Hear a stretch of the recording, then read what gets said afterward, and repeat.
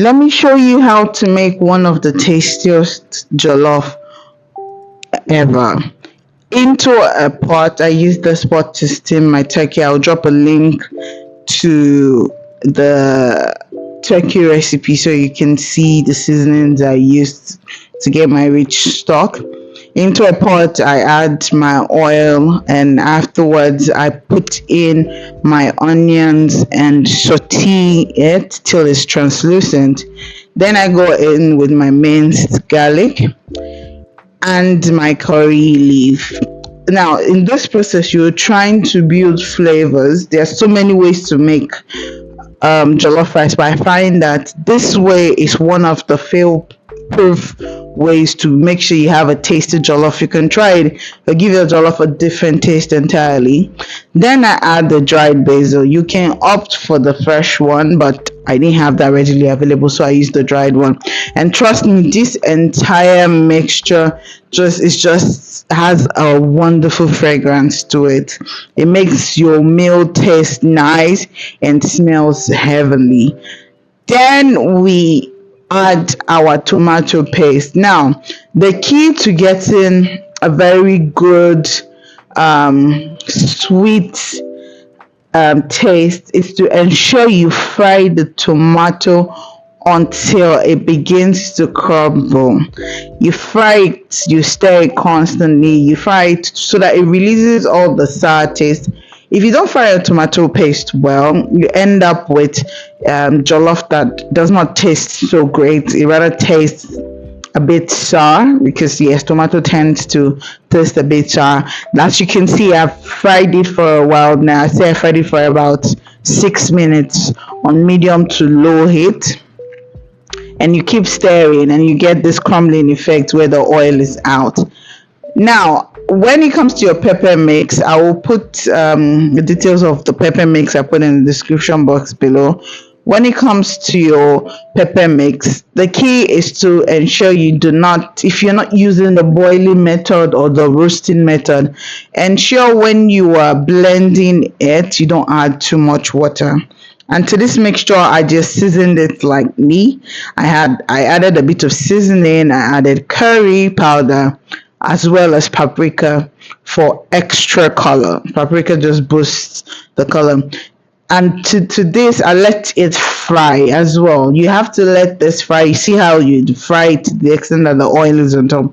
You always have to let your pepper fry so that your jollof can come out very grainy, very rich in color, and very, very tasty. Fry this out to the fried stew or to the fried pepper. Add your washed rice, scrape everything, don't let anything waste.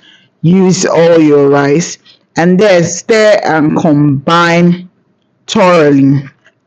If you have your meat stock, your chicken stock, or your turkey stock, you can add it to it.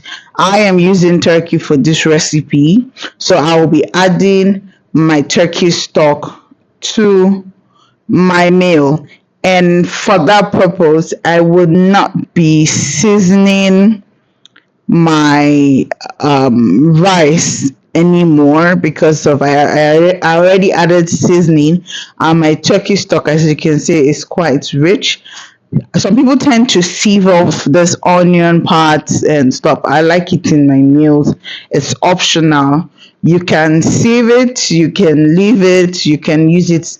Just do you and customize it. At the end of the day, you're the one eating it. Customize it to your taste. Now, stir everything properly to combine.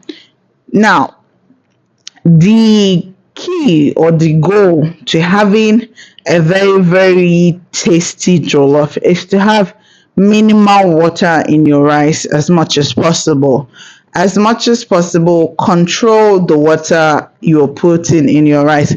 It's best to have the rice hard and then maybe you top up a little bit of water than for you to pour too much water and then you have very, very soggy rice that's similar to rice water or tuwo.